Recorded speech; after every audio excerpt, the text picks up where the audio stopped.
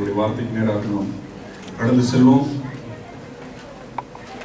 1 கொரிந்தியர் 10ஆம் அதிகாரம்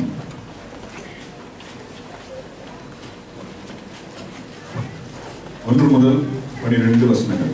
இப்படி இருக்க சகோதரரே, நீங்கள் எவைகளை அறிய வேண்டும் என்று இருக்கிறீர்கள் என்றால், நம்முடைய பிதாக்கள் எல்லாரும் மேகத்துக்கு கீழாய் இருந்தார்கள், எல்லாரும் சமுத்திரத்தின் வழியாய் நடந்து வந்தார்கள், எல்லாரும் மோசேக்குள்ளாக மேகத்தினாலும் சமுத்திரத்தினாலும் ஞானஸ்நானம் பண்ணப்பட்டார்கள், எல்லாரும் ஒரே ஞான போஜனத்தை புசித்தார்கள், எல்லாரும் ஒரே ஞான பானத்தை குடித்தார்கள். எப்படி எனில், அவர்களோட கூட சென்ற ஞான கண்மலையும் தண்ணீரை குடித்தார்கள்.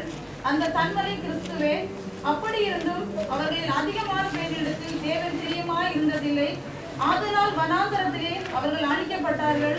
அவர்கள் இச்சித்தது போல நாமும் பொல்லாங்கானவைகளை இச்சியாதபடிக்கு இவைகள் நமக்கு திருஷ்டாந்தங்களாய் இருக்கிறது. ஜனங்கள் புசிக்கவும் குடிக்கவும் உட்கார்ந்து விளையாட எழுந்திருந்தார்கள் என்று எழுதியிருக்கிறபடி அவர்களில் சிலர் விக்கிரக ஆராதனைக்காரர் ஆனது போல நீங்களும் ஆகாதிருங்கள். அவர்களில் சிலர் வேசித்தனம் பண்ணி ஒரே நாளில் 23,000 பேர் விழுந்து போனார்கள். அதுபோல நாமும் வேசித்தனம் பண்ணாதிருப்போமாக. அவர்களில் சிலர் கிறிஸ்துவை பரீட்சை பார்த்து பாம்புகளால் அழிக்கப்பட்டார்கள். அதுபோல நாமும் கிறிஸ்துவை பரீட்சை பாராதிருப்போமாக. அவர்களில் சிலர் முறுமுறுத்து சங்காரக்காரனாலே அழிக்கப்பட்டார்கள். அதுபோல நீங்களும் முறுமுறுக்காதிருங்கள். இவைகளெல்லாம் திருஷ்டாந்தமாக அவர்களுக்கு சம்பவித்தது. உலகத்தின் முடியும் காலத்தில் உள்ள நமக்கு எச்சரிப்பு உண்டாகும்படி எழுதப்பட்டு இருக்கிறது. இப்படி இருக்க தன்னை இருக்கிறவர் என்று எண்ணுகிறவன் விழாதபடிக்கு எச்சரிக்கையாய் இருக்க கடவன். ஆமென். 4ஆம் வசனத்திலே பவுலப்போஸ்தலன் எழுதுகிறார், அந்த கன்மலை கிறிஸ்துவே என்று சொல்லி. அல்லேலூயா. ஹalleluya. கன்மலையாகிய கிறிஸ்துவை குறித்து இந்த நாளில நாம் தியானிக்க போகிறோம். ஆண்டவருடைய சமூகத்திலே நாம் கண்களை மூடி ஆண்டவர் நம்மோடு கூட இடைப்படும்படியாக இந்த கன்மலையாகிய கிறிஸ்துவின் மூலமாய் நமக்கு ஆண்டவர் உண்டாக்கி வைத்திருக்கிற எல்லா ஆசீர்வாதங்களும் இந்த நாளில கர்த்தர் நம்மோடு கூட அவர் அதை நம் மேல் இந்த சபை மேல ஆண்டவர் அதை பொழிந்தருளும்படியாக நாம் ஆண்டவரை நோக்கி நாம் பார்ப்போம். ஹalleluya. ஸ்தோத்திரம் ஆண்டவரே. உம்மை துதிக்கிறோம் தகப்பனே. ஆண்டவரே உமக்கு நன்றி சொல்கிறோம். ஆண்டவரே ஜீவனுள்ள உம்முடைய வார்த்தைக்காக உமக்கு நன்றி செலுத்துகிறோம். இந்த நாளிலே ஆண்டவரே தகப்பனே சபையினுடைய தேவைகளை ஆண்டவரே எங்கள் இருதயத்தின் ஆண்டவரே ஆழங்களில் இருக்கிற எல்லா காரியங்களும் நீர் மாத்திரமே நீர் அறிந்தவராய் இருக்கிறபடினாலே உம்முடைய பாதப்படியிலே நாங்கள் வந்து ஆண்டவரே சுவாமி உம்முடைய வார்த்தைக்கு நேராக ஆண்டவரே நாங்கள் கடந்து வந்திருக்கிறோம். ஆண்டவரே நீரே ஆண்டவரே எங்கள் ஒவ்வொருவரோடும் கூட நீர் இடைப்பட வேண்டும் என்று சொல்லி ஜெபிக்கிறேன். அப்படியே நீர் மூடி மறைத்துக் கொள்வராக தகப்பனே நீரே பேசும்படியாக இந்த சமயத்துல நாங்கள் ஆண்டவருடைய கிருபையுள்ள வார்த்தைக்கு ஆண்டவரை ஒவ்வொருவரையும் நாங்கள் அர்ப்பணிக்கிறோம் சுவாமி. இயேசு மூலம் ஜெபிக்கிறோம் நல்ல பிதாவே. ஆமென். அந்த கன்மலை கிறிஸ்துவே என்று சொல்லி அப்போஸ்தலனாகிய பவுல் நாம் இங்கே கொரிந்து சபைக்கு எழுதின இந்த வார்த்தைகளை நாம் இங்கே பார்த்தோம். இப்போ கடந்த நாட்களிலே ஆண்டவராகிய இயேசு கிறிஸ்துவை குறித்ததான ஒரு வெளிப்பாடு நமக்கு வேண்டும். அதன் மூலமாக நமக்கு உண்டாகிற ஆசீர்வாதங்கள் என்ன என்று சொல்லி நாம் கடந்த நாட்களிலே நாம் தியானித்துக் கொண்டு வருகிறோம். ஆண்டவராகிய இயேசு கிறிஸ்து அவர் ஜீவ வார்த்தை என்று சொல்லி நாம் தியானித்தோம்.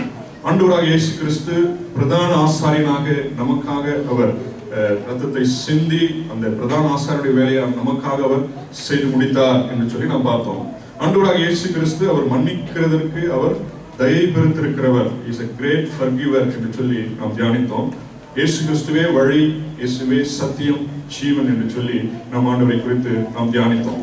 இப்போ ஆண்டவராகிய இயேசு கிறிஸ்துவை குறித்து நாம் அதிகம் தியானிக்க ஆண்டவரை குறித்து ஆண்டவராகிய இயேசு கிறிஸ்துவை குறித்து வேதத்துல எப்படியெல்லாம் எழுதப்பட்டிருக்கிறது என்று சொல்லி நாம் தியானிக்க நமக்கு என்ன ஆசீர்வாதம் கிடைக்கிறது என்று சொல்லி அப்போஸ்தலனாகிய பேதுரு எழுதுகிறார். 2 பேதுரு 1ஆம் அதிகாரம் 2ஆம் வசனத்தை வாசிப்போம்.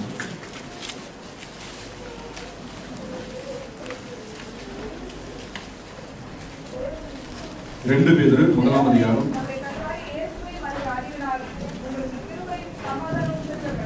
ஆமென். தேவனையும் நம்முடைய கர்த்தராகிய இயேசு கிறிஸ்துவையும் அறிகிற அறிவினாலே நமக்கு என்ன உண்டாகிறதா? கிருபை உண்டாகிறது, சமாதானம் உண்டாகிறது அப்படின்னு நாம் பார்க்கிறோம். அப்போ ஆண்டவரை குறித்து ஆண்டவராகிய இயேசு கிறிஸ்துவை குறித்து நாம் எவ்வளவுக்கு அதிகமாய் நாம் ஆழமாய் நாம் தியானிக்க நமக்கு கிருபை பெருகுகிறது, அதே வேளையில சமாதானம் பெருகுகிறது என்று சொல்லி அப்போஸ்தலனாகிய பேதுரு எழுதுகிறார். ஏனென்றால் கிருபை ஆண்டவராகிய இயேசு கிறிஸ்துவின் மூலமாய் உண்டானது. அல்லேலூயா. நாம் யோவான் 1:14 வாசிக்கிறோம். இந்த வார்த்தை மாம்சமாகி கிருபையினாலும் சத்தியத்தினாலும் நிறைந்தவராய் நம்ம மத்தியிலே வந்தார் என்று சொல்லி. அல்லேலூயா. அப்போ கிருபை எங்கே உண்டானது என்று சொன்னால், ஆண்டவராகிய இயேசு கிறிஸ்து நமக்காக சிலுவையிலே அவர் பாடுபட்டு அவர் பலியானதின் நிமித்தமாகவே கிருபை உண்டானது. ஆகவே இயேசு கிறிஸ்துவை நாம் தியானிக்க நமக்கு கிருபை பெருகுகிறது என்று சொல்லி நாம் பார்க்கிறோம். அதே வேளையில நமக்கு சமாதானம் பெருகும். நமக்கு சமாதானத்தை உண்டாக்கும் ஆக்கினை யார் மேல் வந்தது? ஆண்டவராகிய இயேசு கிறிஸ்துவின் மேல் வந்தது. ஆகையினாலே இயேசு கிறிஸ்துவை நாம் எவ்வளவுக்கு அதிகமாய் நாம் நோக்கி பார்த்து கொண்டே இருக்கிறோம், எவ்வளவுக்கு அதிகமாய் நாம் இருதயத்திலே அவரை நாம் தியானிக்கிறோமோ அவ்வளவுக்கு அதிகமாய் நமக்கு கிருபை பெறுகிறது, அவ்வளவுக்கு அதிகமாய் நமக்கு சமாதானம் பெறுகிறது என்று சொல்லி நாம் இங்கே பார்க்கிறோம். இப்போ ஆண்டவராகிய இயேசு கிறிஸ்துவை நாம் இன்றைய வார்த்தை மூலமாக அவரே நம்முடைய கண்மலையாகிய கிறிஸ்து என்று சொல்லி நாம் அந்த தலைப்பிலே நாம் இன்றைக்கு நாம் தியானிக்க போகிறோம். இப்போ ஒரு கண்மலை என்று சொன்னால் அது எதை குறிக்கிறது என்று சொன்னால், முதலாவதாக அது ஒரு உறுதியை குறிக்கிறதா இருக்கிறது. அது ஒரு உறுதியான ஒரு காரியம். ஆண்டவராகிய நம்முடைய வேதத்தில் நாம் வாசிக்கிறோம், அவர் நம்மை சேற்றிலிருந்து அவர் நம்மை தூக்கி எடுத்து அவர் எங்கே கொண்டு போய் நிறுத்துறாராம்? கண்மலை மேல் நம்மை நிறுத்தி நம்முடைய அடிகளை அவர் உறுதிப்படுத்துகிறார் என்று சொல்லி நாம் பார்க்கிறோம். அப்போ கண்மலையின் மேல நம்மை கொண்டு போய் ஏன் நிறுத்துகிறார்? இவ்வளவு நாள் சேற்றில விழுந்து வழுக்கி நாம் விழுந்து கொண்டிருந்த நேரத்துல ஆண்டவர் நம்மை தூக்கி எடுத்து உறுதியான ஒரு அஸ்திபாரமாகிய கிறிஸ்துவாகிய கண்மலையின் மேல் நம்மை நிறுத்தி நம் அடிகளை என்ன பண்றார்? அவர் உறுதிப்படுத்துகிறார். மறுபடியும் சறுக்கி விழாதபடிக்கு இந்த கண்மலையின் மேல் நாம் நிற்கும்படியாக நம்முடைய அடிகளை ஆண்டவர் உறுதிப்படுத்துகிறார் என்று சொல்லி நாம் பார்க்கிறோம். அப்போ ஆண்டவராகிய இயேசு கிறிஸ்துவாகிய கண்மலையின் மேல் நிற்கிற ஒரு மனுஷன் ஒரு காலம் அவன் வழுக்கி விழுவதில்லை, ஒரு காலம் அவன் இடறி விழுவதில்லை. அல்லேலூயா. அப்போ அந்த கண்மலை என்பது உறுதியை குறிக்கிறதா இருக்கிறது. இரண்டாவது, இந்த கண்மலை என்பது பாதுகாப்பை குறிக்கிறதா இருக்கிறது. நாம் சங்கீதம் 125 சங்கீதத்திலே முதல் 2 வசனங்களை வாசிப்போம்.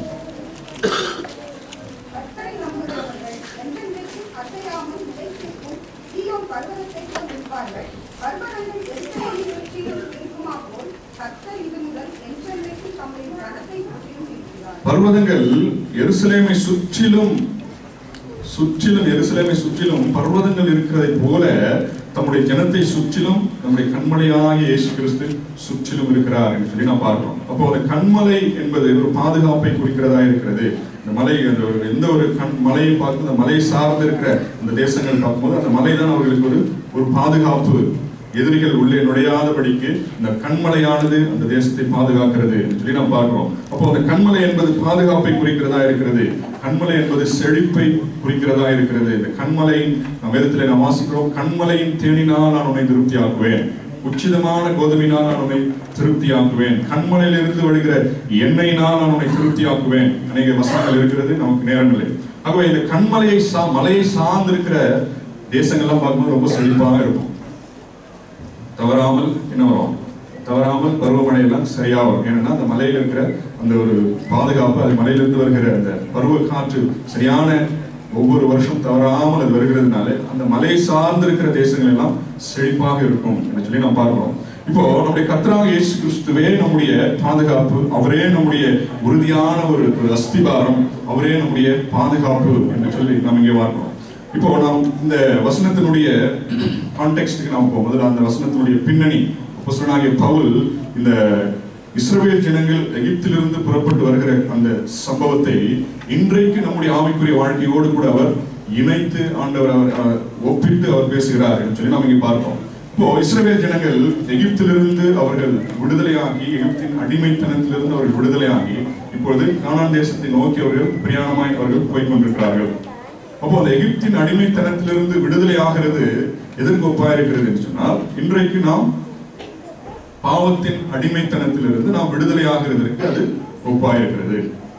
அப்போ எகிப்தின் அடிமைத்தனத்திலிருந்து அவர்கள் விடுதலையாகி வெளியே வந்து விட்டார்கள், செங்கடலை கடந்து அவர்கள் வெளியே வந்து விட்டார்கள். அப்போ இந்த ரட்சிப்பின் அனுபவத்திற்கு அது ஒப்பா இருக்கிறது என்று சொல்லி நாம் பார்க்கிறோம். இப்போ ஒரு மனுஷன் ரட்சிக்கப்பட்ட பிறகு நாம் முதலாம் வசனத்தை வாசிப்போம்.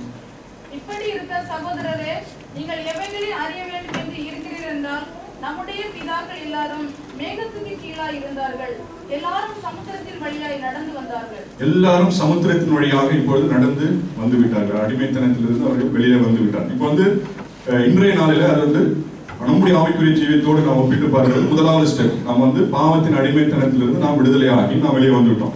இப்போ ரட்சிக்கப்பட்டாச்சு. இப்போ ரட்சிக்கப்பட்ட பிறகு அடுத்த ஸ்டெப் என்னது?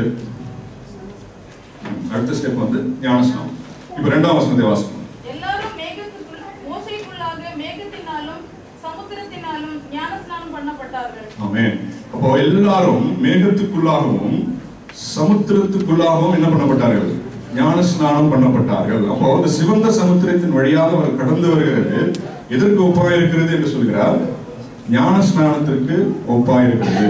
முதலாவது பாவத்திலிருந்து விடுதலை ஆயிடுச்சு, 2வது ஞானஸ்நானம் பெற்றாயிற்று, அடுத்து 3வது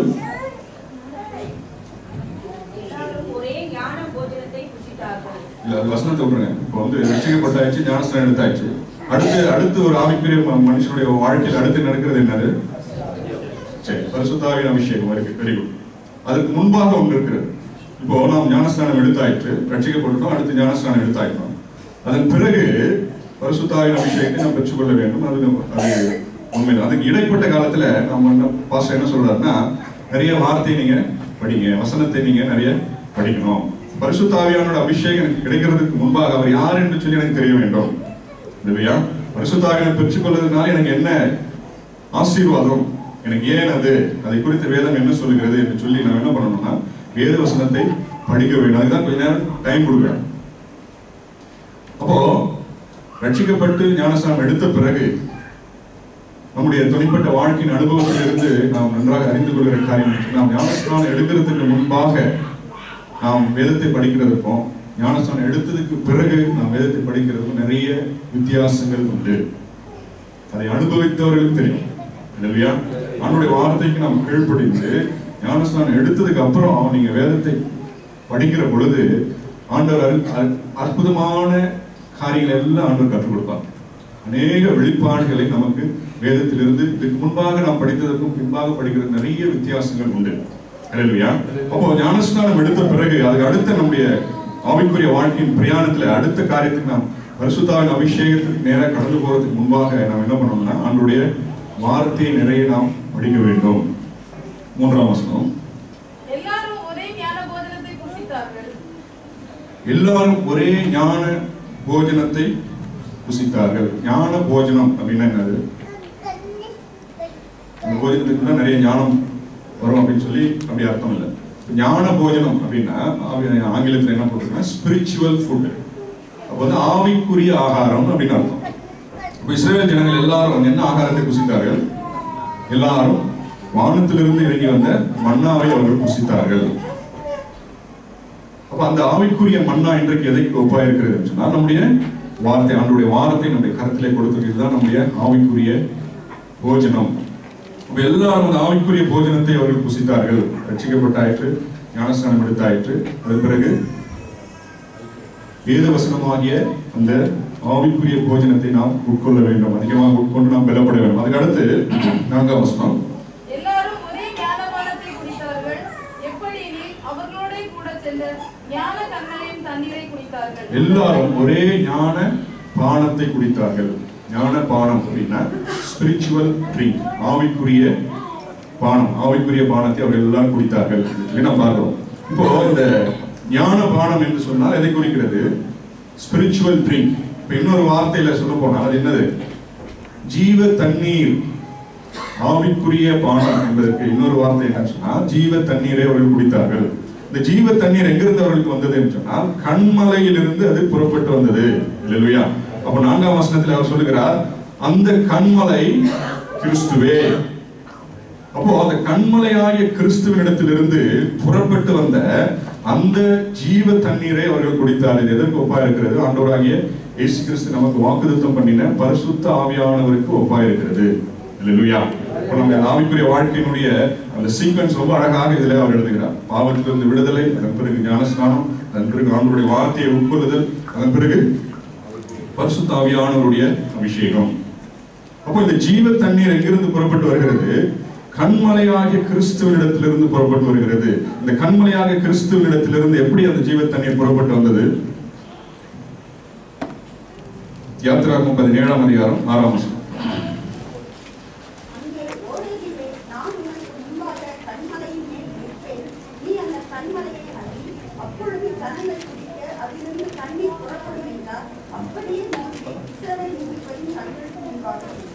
ஆமென்.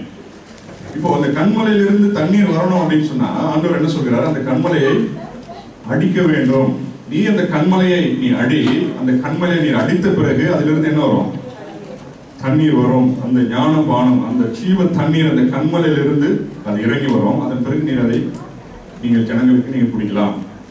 அப்போ அந்த கண்மலையாகிய ஆண்டவராக இயேசு கிறிஸ்து நமக்காக கல்வாரியிலே அடிக்கப்பட்ட பிறகுதான் என்ன வந்தது? பரிசுத்த ஆவியானவர் நமக்கு கொடுக்கப்பட்டார். அல்லேலூயா. நாம் வேதத்தில் வாசிக்கிறோம், ஆண்டவராக இயேசு கிறிஸ்து உலகத்தில் இருக்கிற வரைக்கும் பரிசுத்த ஆவியானவர் அருளப்படவில்லை.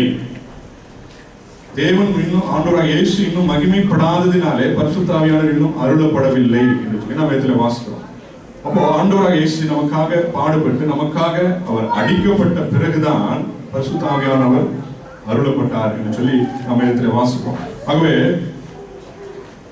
ஆண்டவராக இயேசு கிறிஸ்து சொன்னார், நான் போய் வேறொரு தேற்றரவாளனை நான் உங்களுக்கு அனுப்புவேன்.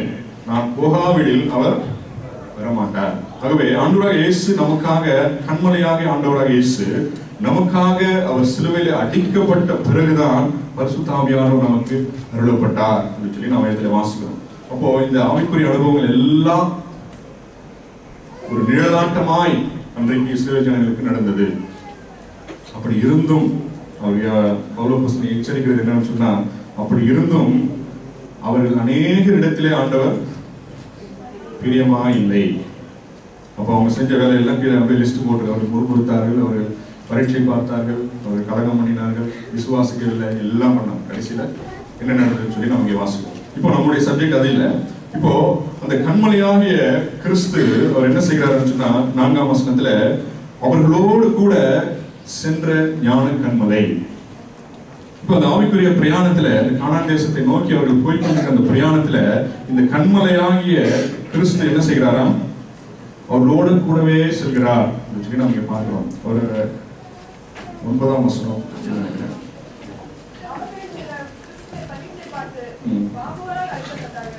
அவர்களில் சிலர் கிறிஸ்துவை பரீட்சை பார்த்தார்கள். கிறிஸ்து அப்ப இருந்தாரா? இதெல்லாம் ஒரு ஆவிக்குரிய ஒரு நிழலாட்டமான ஒரு காரியம். ஆனா பவுல் எழுதுகிறார், அவர்கள் கிறிஸ்துவை பரீட்சை பார்த்தார்கள் என்று சொல்லி தெளிவாக எழுதுகிறார். கிறிஸ்துவை பரீட்சை பார்த்தார்கள்.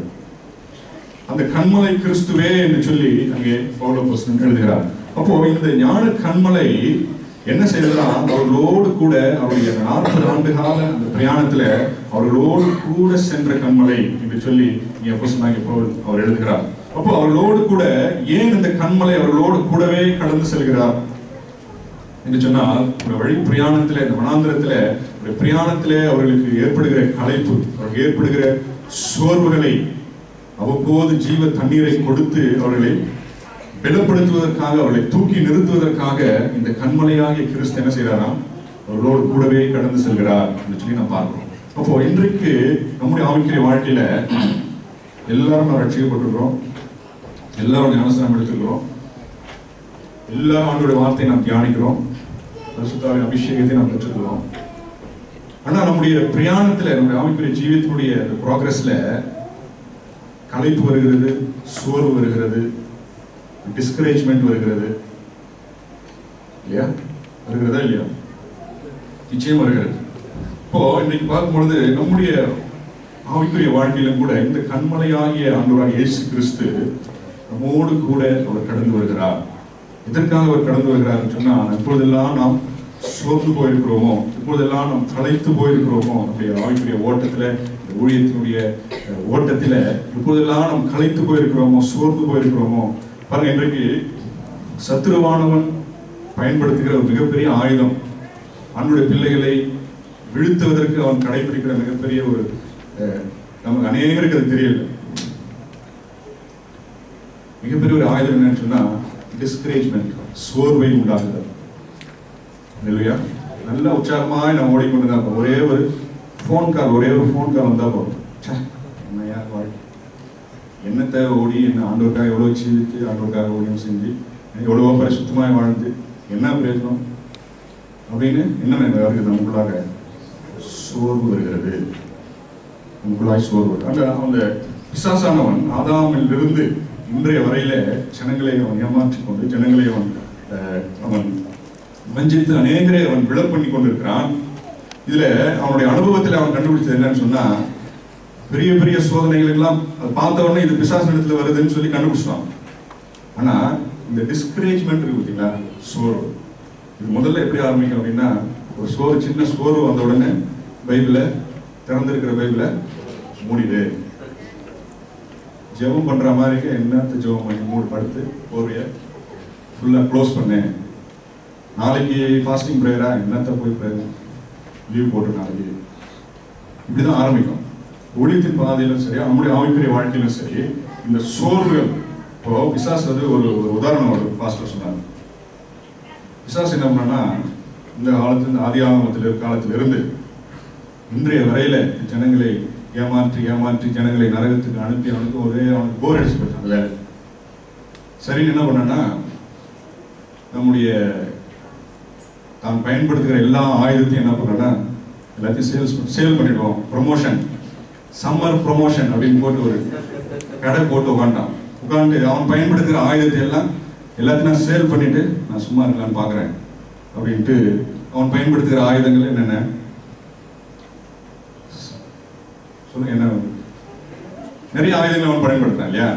சண்டைகள், கலகங்கள், முறுமுறுப்பு, வியாதியை உண்டு பண்றது, சலசலத்தை உண்டு பண்றது, இந்த மாதிரி நிறைய காரியங்கள் எல்லாத்துக்கும் ஒரு போர்டு போட்டான்.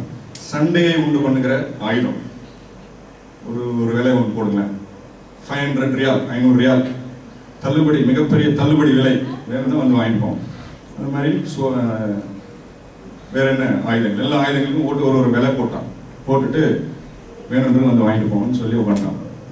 கடைசியா ஒரு ஆயுதம் தனியா இருக்கு, நாட் ஃபார் சேல் அப்படின்னு போட்டான். அது நாட் ஃபார் சேல், அது மாத்திரம் எனக்கு வேணும். அது என்னது அப்படின்னா, மக்களை சோர்வை உண்டு பண்ணுறது.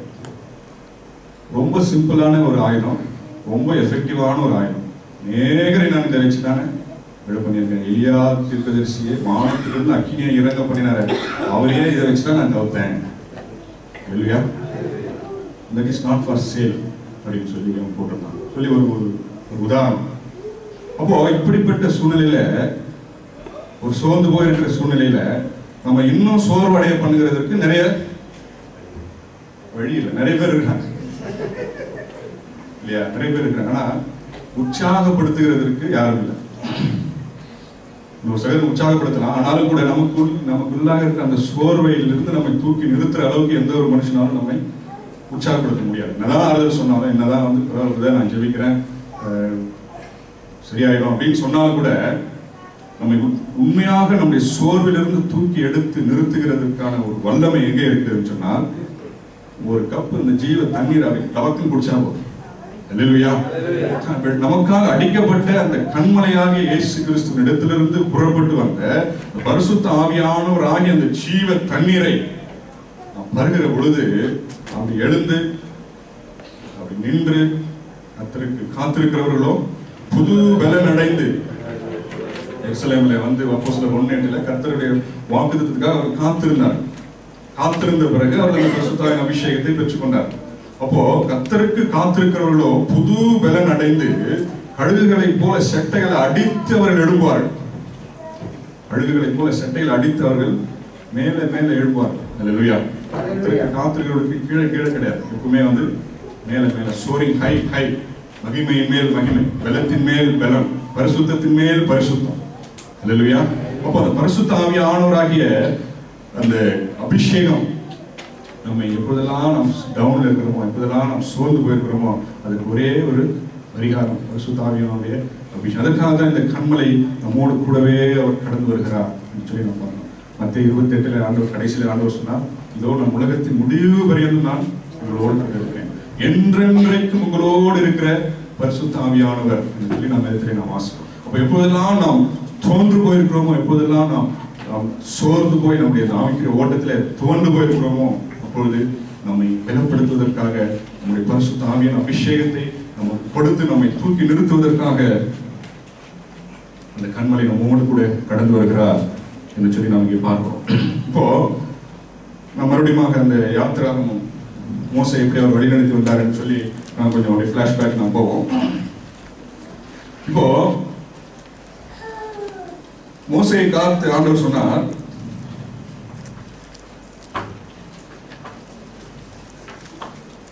யாத்திராகமம் 33 21 முதல் 23 வசனம். பின்னும் கர்த்தர், இதோ என் அண்டையில் ஒரு இடம் உண்டு, நீ அங்கே கன்மலையில் நில்லு. என் மகிமை கடந்து போகும்போது நான் உன்னை அந்த கன்மலையின் வெடிப்பிலே வைத்து நான் கடந்து போக மட்டும் என் கரத்தினால் உன்னை மூடுவேன். பின்பு என் கரத்தை எடுப்பேன், அப்பொழுது என் பின்பக்கத்தை காண்பாய், என் முகமோ காணப்படாது என்றார். ஆமென். இப்போ அந்த 18ஆம் வசனத்தையும் வாசிங்க. அதே அதிகாரத்துல. அப்பொழுது அவன், உம்முடைய மகிமையை எனக்கு காண்பித்தருளும் என்றான். ஆமென். இப்போ மோசே ஆண்டவரை பார்த்து இந்த பிரயாணத்தை ஆரம்பிப்பதற்கு முன்பாக செங்கடலை கடந்து வந்தாயிற்று. அங்கே அந்த ஆண்டவர் அந்த தேவ பர்வதத்தின் மேலே வந்து இந்த ஜனங்களை இந்த 40 வருஷம் எப்படி நடத்தணும் அப்படின்னு சொல்லி நான் உனக்கு கற்பனைகளை கட்டளைகள் எல்லாம் நான் கொடுக்குறேன், நீ இந்த மலைக்கு மேல வா அப்படின்னு. நான் மலைக்கு மேல போயிட்டு கற்பனைகள் கட்டளைகள் எல்லாம் வாங்கிட்டு கீழே வந்து பார்த்தா என்ன நடக்குங்க, ஒரு பெரிய ஒரு கொண்டாட்டமே நடக்குது. கீழே வந்து பார்த்தா ஒரு பெரிய கன்று குட்டி, அதுக்கப்புறம் அதுக்கு பூஜை, அதுக்கு எல்லாம் பண்ணிட்டு ஒரே அட்டகாசமா. அப்போ அந்த கோவத்துல என்ன பண்ணாரு, கட்டளை எல்லாம் போட்டு கீழே போட்டு உடைச்சிட்டாரு. அப்போ அவனு கேட்கிறாரு, கொஞ்ச நாள் அப்படி மலைக்கு மேல ஏறி இறங்கத்துல ஜனங்க இப்படி ஆயிட்டாங்க, இவங்களை கொண்டு போய் 40 வருஷம் இவங்களை நடத்தி கொண்டு போய் நான் எங்க போய் சேர்க்கிறது, இதற்கான எனக்கு என்ன, இதற்கான எனக்கு பலன் வேண்டும், இதற்கு நீங்கள் ஒரு அடையாளத்தை எனக்கு காண்பிக்க வேண்டும். ஜனங்கள் என்னை பார்க்கிற பொழுது உண்மை பார்க்கிற ஒரு ஒரு ஒரு பயம் ஜனங்களுக்கு வர வேண்டும், எனக்கும் ஒரு தைரியம் வர வேண்டும். இந்த ஜனங்களை 40 வருஷம் நான் எப்படி நடத்த போகிறேன், ஆகவே நீங்கள் எனக்கு என்ன செய்யணும், உங்களுடைய மகிமையை எனக்கு காண்பீங்க. இல்லையா, உங்களுடைய மகிமை எனக்கு காண்பீங்க. உங்களுடைய சமூகம் எனக்கு முன்பாக நான் கடந்து செல்கிற பொழுது ஜனங்கள் எல்லாரும் தேவ மகிமையை கண்டு உங்களுடைய வார்த்தைக்கு கீழ்ப்படிந்து இந்த பிரயாணத்தில் அவர் கடந்து வர வேண்டும் அப்படின்னு சொல்லி உங்களுடைய மகிமை எனக்கு காண்பித்தால் போதும் அப்படின்னு சொல்லி கேட்கணும். இப்போ அதுக்கு தான் ஆண்டவர் பதில் சொல்கிறார். 21ஆம் வசனத்துல என் அண்டையில ஆண்டவர் ரொம்ப அழகாக சொல்கிறார். அந்த வசனம் எனக்கு ரொம்ப பிடிச்சது. என் அண்டையிலே ஒரு இடம் உண்டு, நீ அங்கே எங்க நிக்கணும், கன்மலை மேல் நில்லு. என்னிடத்துல ஒரு இடம் இருக்கிறது, அந்த இடத்துக்கு நீ வந்தீனா, அந்த இடத்துல நீ வந்து நின்றினா நான் உனக்கு என் மகிமையை காண்பிப்பேன். இல்லையா, அப்போ என் அண்டையிலே ஒரு இடம் இருக்கிறதுன்னு சொன்னால் ஆண்டவர் எதை சொல்கிறார், என் அண்டையிலே ஒரு கண்மலை இருக்கிறது, அந்த கண்மலையின் மேலே வந்து நின்றினால் நான் உனக்கு என் மகிமையை காண்பிப்பேன். மோசேக்கு வந்து அதனுடைய அர்த்தம் எல்லாம் ஆவிக்குரிய அர்த்தம் எல்லாம் ஒருவேளை அவருக்கு நிழலாட்டமா இருந்தது, அவருக்கு ஒருவேளை தெரியாமல் இருக்கலாம். அப்போ பவுலப்போஸ்தலன் தெளிவாக எழுதுகிறார், பல ஆயிரம் வருஷங்களுக்கு பின்பாக 1 கொரிந்தியர் 10ஆம் அதிகாரத்துல அந்த கண்மலை கிறிஸ்துவே. அப்ப அந்த கிறிஸ்துவாகிய கண்மலை என் அண்டையிலே ஒரு இடம் இருக்கிறது.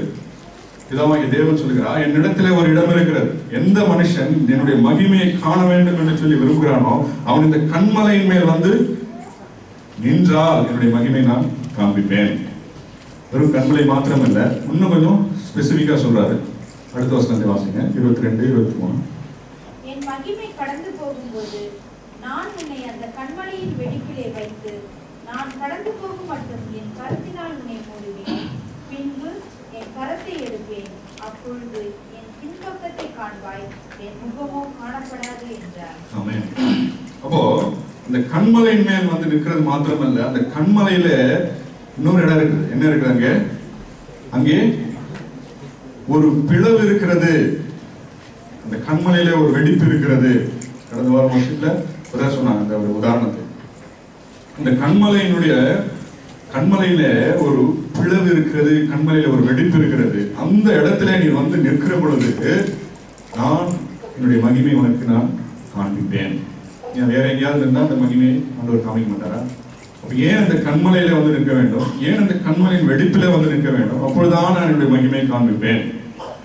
அப்போ பவுல் சொல்கிறார், இந்த கண்மலை ஆகிய ஆண்டவர், இந்த கண்மலை